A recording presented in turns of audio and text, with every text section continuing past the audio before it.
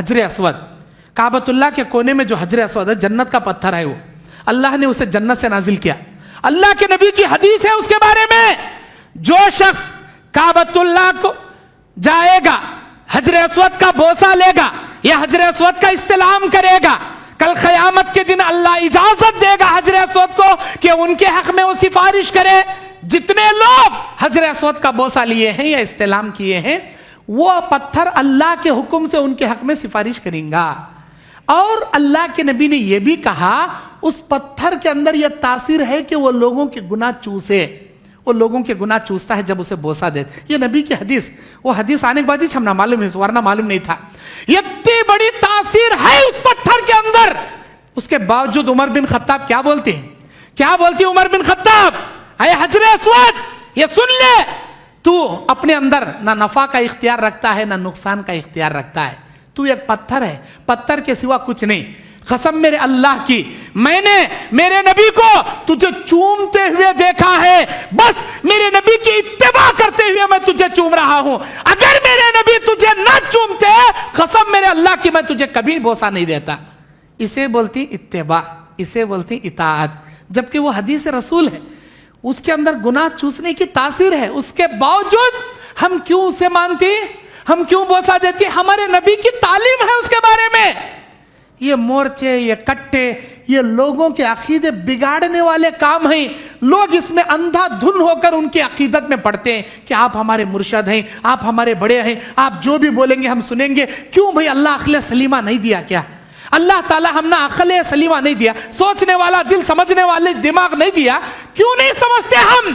کوئی ایک مورچے کا کٹا لے کر مارے گا تو گناہ کیسے جی جھڑیں گے، کیسے جی جھڑیں گے؟ استغفر اللہ.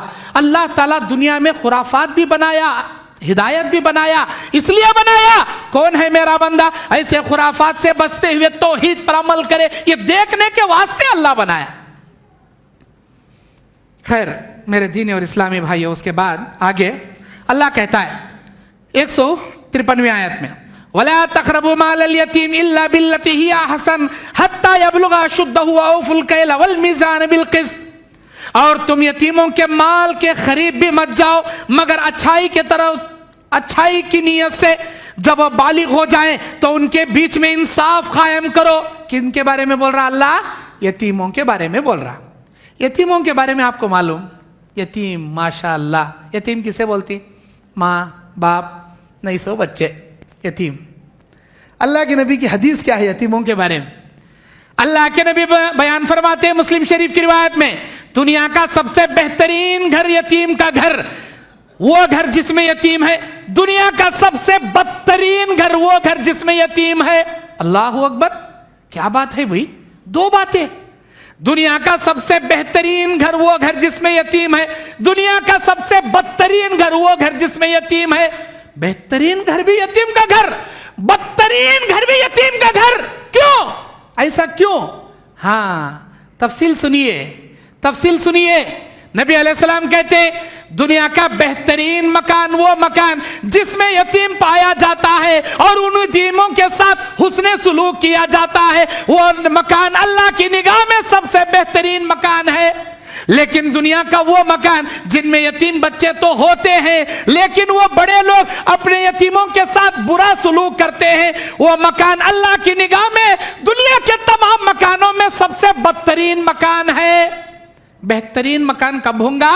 جب یتیموں کے ساتھ حسن سلوک کریں گے تب ہوگا. بدترین مکان کب ہوگا؟ جب یتیموں کے ساتھ برا سلوک کریں گے بدترین مکان ہو جائے گا. یتیم بدترین نہیں ہوں گے، آپ کا مکان بدترین ہو جائے گا اللہ کی نگاہ میں. یتیم کی فضیلت کتنی بڑی، خالی اس کے سر پر محبت سے یوں ہاتھ پھرائے تو تمہارے ہاتھ کو کتنے اس کے سر کے بالاں لگتی کہ اللہ تبارک و تعالی وتے نیکیاں دینے کا وعدہ کیا تم نے. بعض کنجوسا مدرسے آتی خالی ہاتھاں پھرا کو جانے، پیسے کیا بھی دیتے نہیں. اللہ کی نبی بولی خالی ہاتھاں پھرا تو پیسے ملتے، ہاتھاں پھرا تو پیسے ملتے. ارے دیوانے مثال دینے دیے، یہ خالی ہاتھ پھرائے تو اتنے نیکیاں ملتی، بولے تو ان کے اوپر خرچہ کرے تو کہتے نہیں ملتے، نہیں کہتے. مولانا اللہ کے نبی بولی ہاتھ پھرا لگ گئے تو ثواب ملتا. آبا ہاتھ پھرا جا با، آبا جا با. میرے بھائیو پہلے میں بولیا ہوں نیت میں خطرہ ہے تو اللہ جھولی میں کہتا بڑا پھترا ڈالتا آگے کا. مثال یہ खाली शफकत से, मोहब्बत से तो हाथ फेरा तो ये ने क्या, उनके ऊपर खर्चा करत कहते ने क्या, बेइंतहा ने किया। यतीमों की किफालत करना, यतीमों की मदद करना। हमारे नबी क्या करते थे? खुद हमारे नबी यतीम थे, हमारे नबी यतीम थे। नबी पैदा होने से पहले हमारे नबी के अब्बा का इंतकाल हो गया, नबी यतीम पैदा हुए।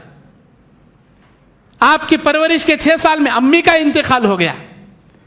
नबी को देखने वाले कौन? दादा अब्दुल मुत्तलिब, और दाइया हलीमा के घर में ले जाकर दूध पिलाने के लिए छोड़ दिए। बरकतों का जमाना, अल्लाह अकबर। मेरे भाइयों, अल्लाह के नबी कहते किसी यतीम के साथ बुरा सुलूक ना करो, किसी यतीम के साथ बुरा सुलूक ना करो, क्योंकि मैं भी एक यतीम हूं। जो यतीम के साथ बुरा सुलूक करेगा अल्लाह का कहर बरसेगा उस घर के ऊपर।